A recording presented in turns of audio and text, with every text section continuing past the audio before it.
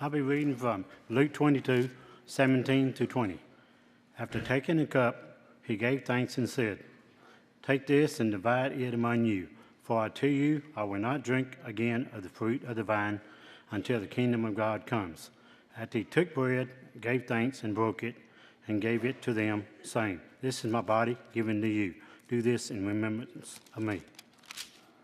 In the same way, at the supper, he took the cup, saying, "This cup is the new covenant in my blood, which is poured out for you."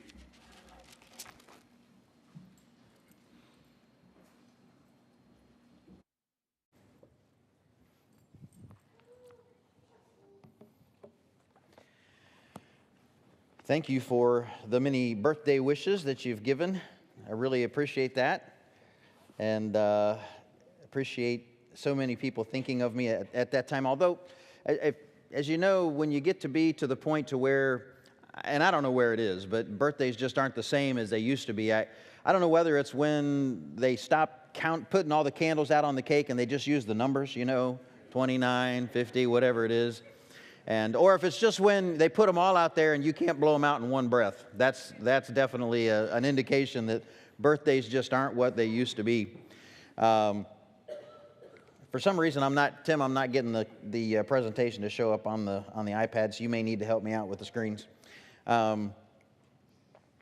We've been going through a lesson series this last several weeks, I guess, looking at the book of Luke, and we're taking it from the end of the book of Luke back to the beginning. And we're doing that because we've found that at the end of the story we find purpose and meaning.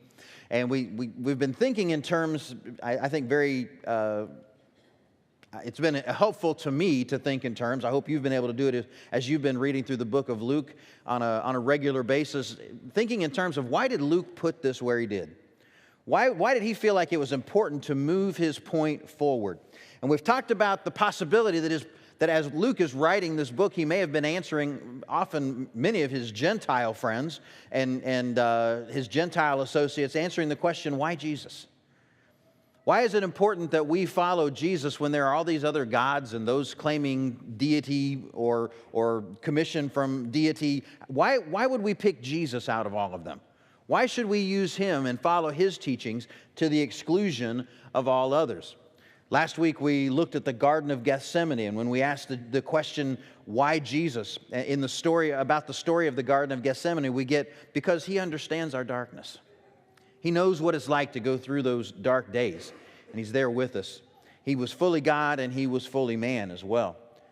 We back up just a little bit in the story this morning to look at the Last Supper and what Luke records, and Robin read some of that for us, but what Luke records around the Last Supper.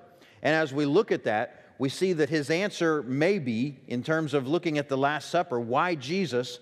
And it's because he's invited us to dine with him at his table in his kingdom one day. That would have been very different from the Greek perspective of the gods and what they did. You basically were minions to them, and you may have gotten their favor, but you would not have been invited to eat at their table because you were just a person. You were just a human. But this God, the God that Luke talks about and the other gospel writers, the God that we know Jesus to have been on earth, invites us to eat with him at his table as he dines with them. You've probably all heard sermons on the Lord's Supper, and it's one of those things that preachers talk about fairly frequently. It's one of those things that we do a lot in church every Sunday when we get together here here and in churches of Christ everywhere. We take the Lord's Supper every Sunday morning. We pass those plates and we take that little piece of bread or that little piece of what looks like a cracker to us, and we drink the grape juice and we remember what Jesus asked us to remember. We remember him every time we get together. And yet, if you're like me, you fight that battle every time that you do this, and that is that battle between, is this just a rote ritual? Is it something I do because it's what we always do, and I struggle engaging my mind and my heart in it? Or is it a sacred sacrament? Is it something that I'm deeply involved in and that I run through my mind each time I do it, and that I'm not remembering him just when I'm holding the cracker and the bread, or the cracker and the juice? I'm remembering him. It's helping me to remember him each and every day of my life, which is what I think he wanted us to do as we take that. There's a minister and a blogger out there that wrote on this, and he says, in my years as a minister, I don't know of an activity that's understood in a more legalistic way than the Lord's Supper. He says, people look at it like it's a rabbit's foot. It's a token. It's a check that I mark to say that I've completed it. People will come in, sit in the back row, take a smidgen of cracker and a sip of Welch's grape juice and think they've done all they're supposed to do. It's the essence of the supper is not, he says, making sure you do something on Sunday. I think we can all agree with that, and yet we know that sometimes it's true. I mean, when you're on vacation, I know my mom and dad when we were on vacation, used to feel like we had to stop at a church and take communion. Sometimes we would just go in, take communion, and then leave because it's what you did on a Sunday morning. And I want us to ask of this. I'm not saying that's right or wrong, and I think we can all have different opinions on this and be brothers and sisters in Christ, but I want us to think, is that really what Jesus intended? Is that what he was doing when he sat with his disciples around this table to observe this feast? And I think we ask of ourselves as we think about this is how do I go about making this something that's meaningful every Sunday? Something that means something to me each time I partake in it. Not something that's just a box that I check, that I do to say that, hey, yeah, I've done what I was supposed to do on a Sunday morning. Go ahead to that next slide, please. Remembering is something that is important, and it's something that we do with regularity in our lives and in our workplaces and in our holidays or with holidays, and as a nation, we have a lot of things that we remember. I was driving down 64 through town, and in several places you see those little signs that talk about the Trail of Tears. You know the historical markers that I'm talking about as you drive through town, and you see that being a part of this region's historical legacy, that they were part of the Trail of Tears.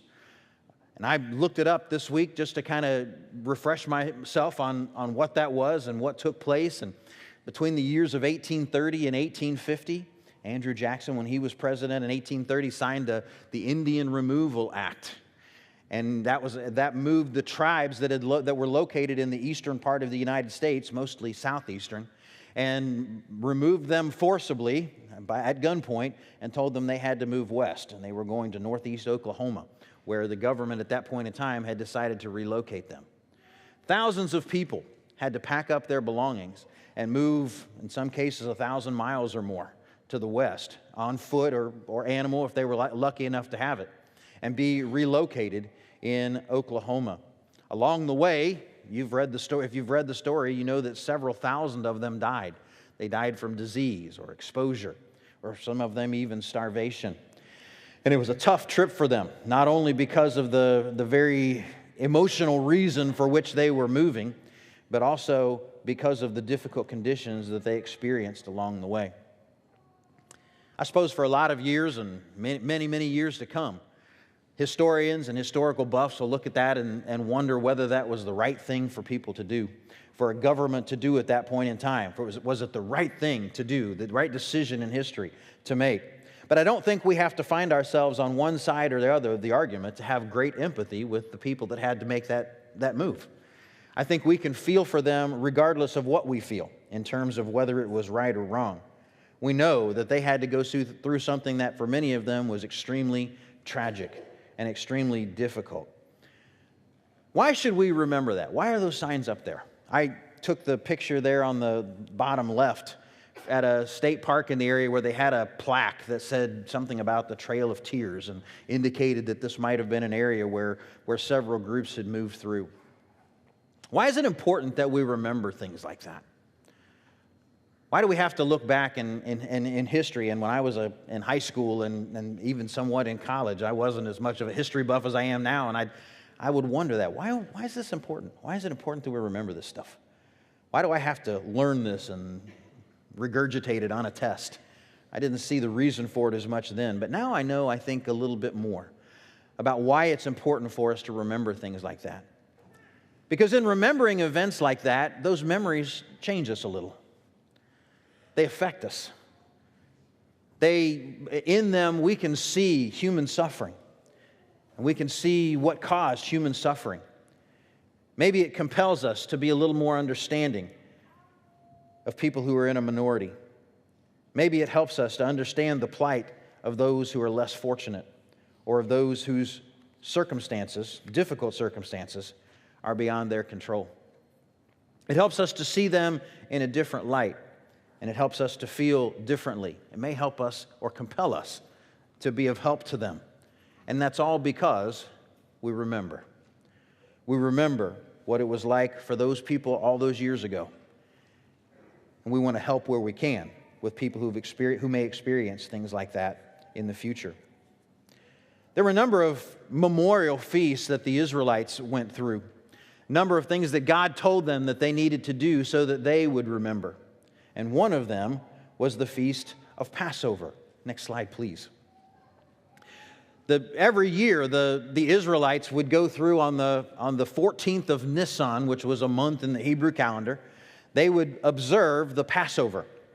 And it was something that they had done ever since, well, very early on. You remember in the book of Genesis as Joseph and Jacob and his family all went to Egypt, and they were there. And then in Exodus it says that there was a leader that rose up that didn't know Joseph or Jacob or any of those, and they were put into slavery. And because of that, and as they went into slavery, you know how Moses was chosen, and he led them out of slavery. The focus of their being led out of slavery, God delivering them from slavery, was this one night, the 10th plague, the Passover, when the angel of death came through and the firstborn in Egypt died, and that's when Pharaoh said, "You guys got to go." And God delivered them that night from slavery. And they were told that day that you're going to remember this night for a very long time. And so I want you to dress and be ready to go. And he gave them a specific diet, something that they needed to eat. Remember, there was a roast lamb and the bitter herbs and of course, the unleavened bread. And they were to get all the leaven out of their house to make sure that the bread was unleavened, because they didn't have time to let the bread rise. And they were to remember when they observed this Passover that evening, that frantic evening where they were getting ready to leave, as the Pharaoh let them go, as God was delivering them, they were ready to leave. And so each year they commemorated that very important event in their nation's history. They sat around a table, and one of the cool things you learn as you study the Jewish faith is that their holidays, these feasts and these things that they did, I guess a lot of times I envision them to be done in a very public square and in a public way, but the folks that I've interviewed and talked to about Judaism says that even now, this is more of a celebration that's done in a family or in a setting with close friends. It's not done out in a public square. They don't get together at their tabernacle or temple or wherever. They get together in homes. And again, it's an intimate setting with close friends and family.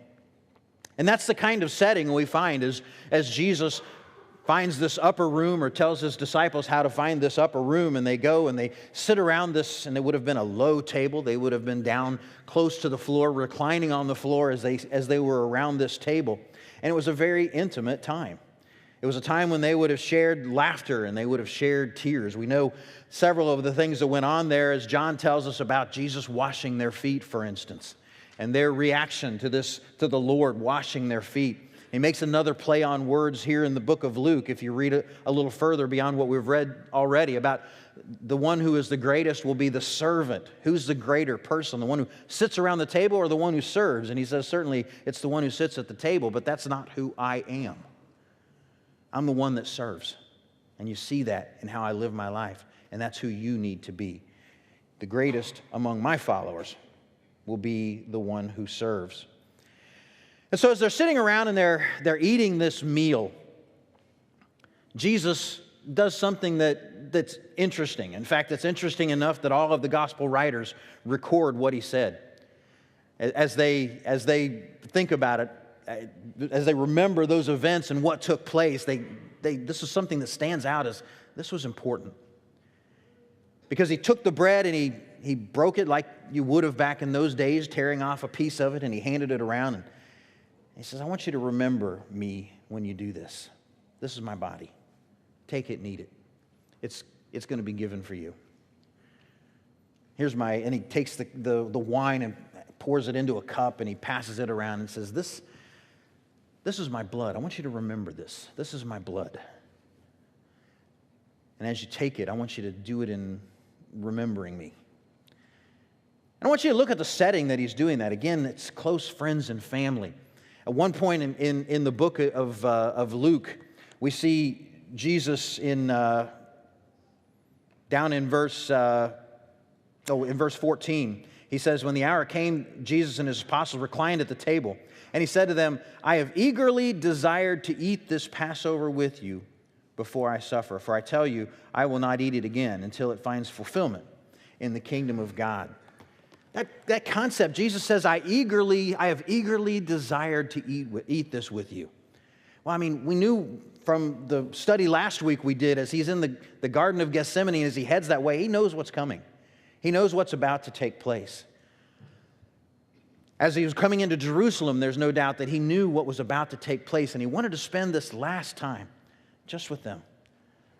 They've spent so much time together. They've shared in ministry. Jesus reminds them that they've shared in his suffering. And because of that, they get to spend this last little bit of time together. And that's when Jesus says, when you do this, when you gather in this intimate setting as family, in my name, I want you to remember me. Remember our times together. Remember the things that I've said. Remember what we've shared. Paul tells us later when he talks to the Corinthians about the communion that they're taking, he says, when you do this, when you get together in this intimate setting, and we know the first church, when they got together, they a lot of times incorporated this into actually a community meal or a church meal, so to speak, and they would take the Lord's Supper in association with it. He says, when you get together, you're proclaiming the Lord's death. You're remembering. You're remembering that not only did he come, not only was he here with us for a while, not only did he suffer and die on a cross in a cruel and brutal way and then rise again from the dead, victorious over the grave, but he continues to be with us. His presence is here as we partake of the Lord's Supper. And as we do that, we remember. We remember what he's done for us. We remember that he's here with us. And we remember, on further down in the book of Luke, that he invites them to sit at his table when he comes into his kingdom. So how do we recapture that? We look at that setting and we look at what he was all about as he's sitting around the table with the closest friends that he had in life in this intimate setting, at this intimate meal, and they shared in this moment where he says, I want you, when you get together like this, remember me. Think of me and what I've done. How do we, in our day, thousands of years later, recapture that moment? Not only recapture that moment, but do it weekly, on a weekly basis. How do we make that happen? Next slide, please.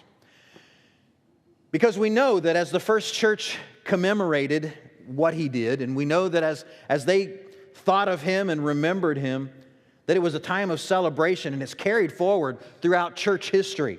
It's carried forward into a time of celebration for Christians all through that time. And as they get together, they remember with the bread and with the fruit of the vine what Jesus has done. And yet it brings us to the difficulty that we mentioned earlier. The difficulty of making this something that's meaningful each and every week. Maybe some of you remember when you were kids. If you were like me, communion time was probably the least fun time, right? It was probably, because why is it least fun when you're a little guy or a little girl? Well, because you have to sit and be quiet, for one, right? And these shiny trays with food and drinks are passed by, and what do your parents say? You can't have any of that. You don't understand, right? I've even seen some of your kids. My kids did it. Some of your kids are reaching and you're slapping at their hand. No, you can't have that. One mother says that her young son was really upset about it. Every time he would try to reach into the plate and get a piece of cracker or try to grab the juice, and they'd have to get it by him pretty quickly and hold his hands as it went by. And then when they passed the money, the contribution tray, they had a little dollar or something or a quarter coin for him to put in there, and they had to pry that from his hands to put it down in there. He didn't like communion. One day they asked him, why do you do this? Why is this a fight every Sunday morning? And he says, I just don't understand why I have to pay for the food, but I don't get any of it. Well, from a little guy's perspective, you can see that, right? It does seem like you don't get any of it, but you got to pay for it. How do we do this? How do we recapture what Jesus had in those moments? How do we make it more of a sacred sacrament, a time of holy remembrance, and not just a rote ritual? Churches have tried a number of different things to make that happen, and with to some degree of success or another. Some have even gone to a more collaborative time in the Lord's Supper where they set up tables around the room and people literally gather around tables. And they talk and they commemorate that. They do it in more of an open, expressive kind of way as they break the bread in their midst and they hand it around the table and they hand the fruit of the vine around the table, trying to do it like maybe it was more like, at least it was done in the first century, in the time when they were remembering Jesus in the first church.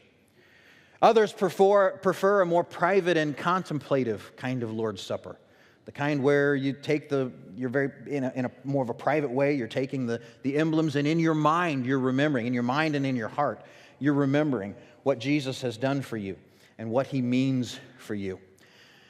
And let's face it, sometimes those two camps clash a little bit, as camps often do when it comes around it.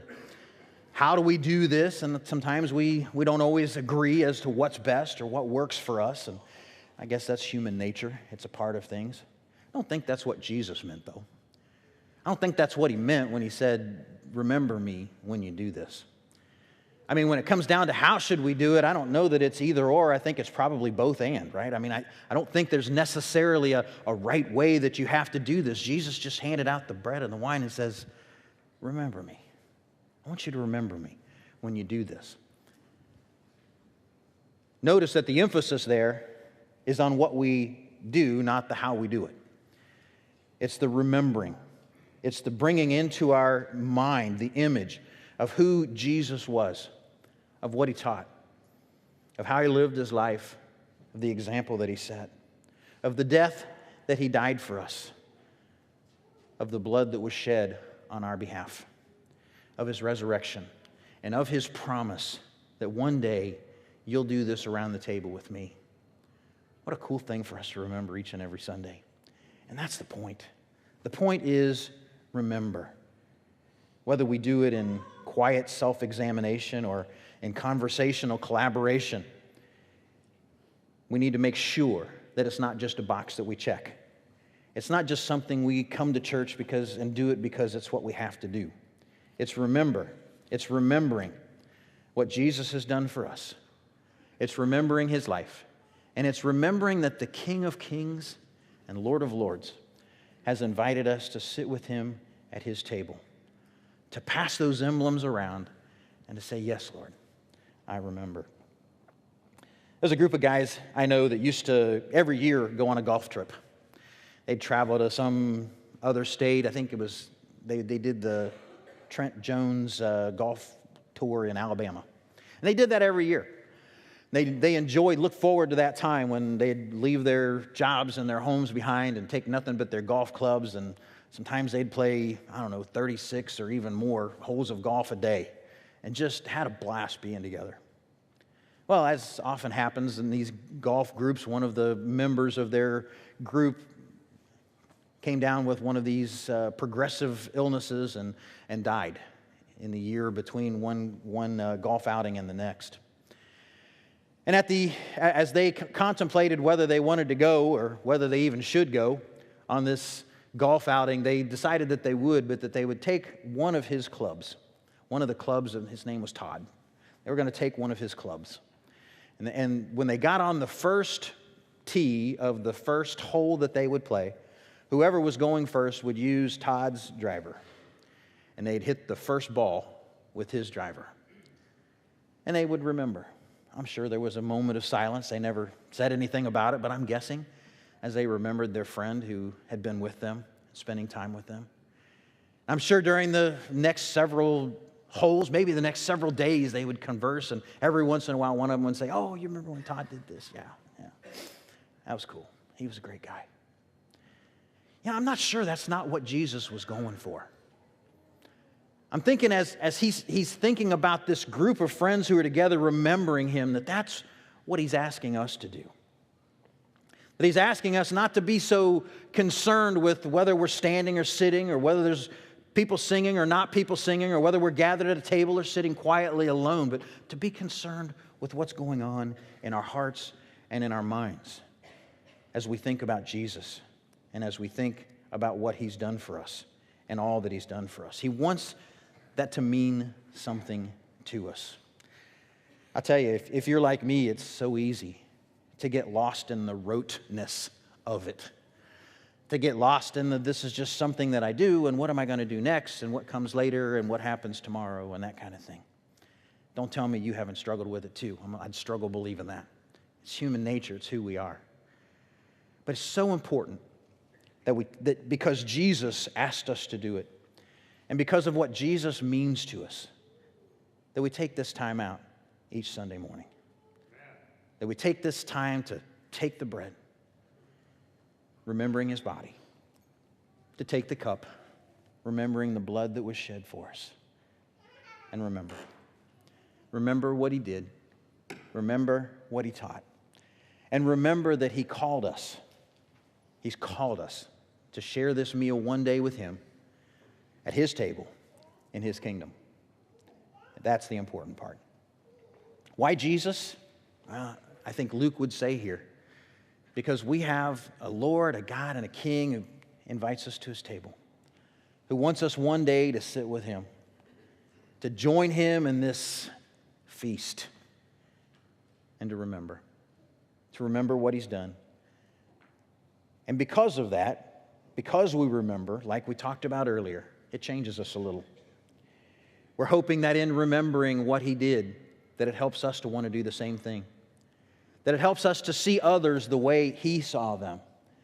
That in remembering what He did and who He was, that it helps us to have a passion for what He had a passion for. For us to have His heart in how we treat others. And that by remembering, we're enabled to do just that. As we talk today, we lift up Jesus to you, to all of you. And we hope that as we've spoken today and we've talked about all that Jesus has done for us, that we've answered in your mind, why Jesus? Maybe you're someone this morning who comes and maybe you're asking the same question. Why? Why Jesus? Out of all of these other things that are, out of what other people are teaching and what other people are saying, why should I believe in Jesus and serve Him to the exclusion of all others? Luke's got a lot of answers for us, but today's answer is pretty compelling. And it's because one day this same Jesus is coming back. And He's going to call all of us who've given our lives to follow Him imperfectly, I might add, but given our lives, given our opportunities, taking advantage of that opportunity to follow Him. And as Jesus comes and He brings us into His kingdom, He's going to say one day, Tim, you know, despite your mistakes, despite your flaws, despite your purple jacket, I'm going to invite you to sit here at my table. You get to join me. You get to sit at the King's table. And we're going to share in this meal together. You know, there's absolutely nothing special about me. I got the same struggles as any of you. I've had the same ups and downs as you do. And yet, that same King wants to call you to His table as well.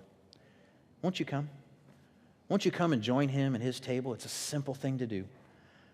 To give your life to Him, to commit yourself to Him in faith and in baptism, to have your sins washed away, and to begin that new journey. That journey that, for us, will end up at a table with the King. If that's something you need to do this morning, or if there's anything else we can help you with, we're going to have people located around the room. Some of our leaders are going to be standing around the room and would love to pray with you if you have a concern this morning. We'll have my wife, Lenore, and maybe some of the other leaders' wives out in the lobby, and they'd love to pray with you as well, especially if you're a woman that would rather pray with a woman. Whatever your needs are this morning, though, we ask you to remember. Remember this King who came and gave His life for you so that we can be with Him one day. Let's stand as we sing this song and ask you to respond as you need to.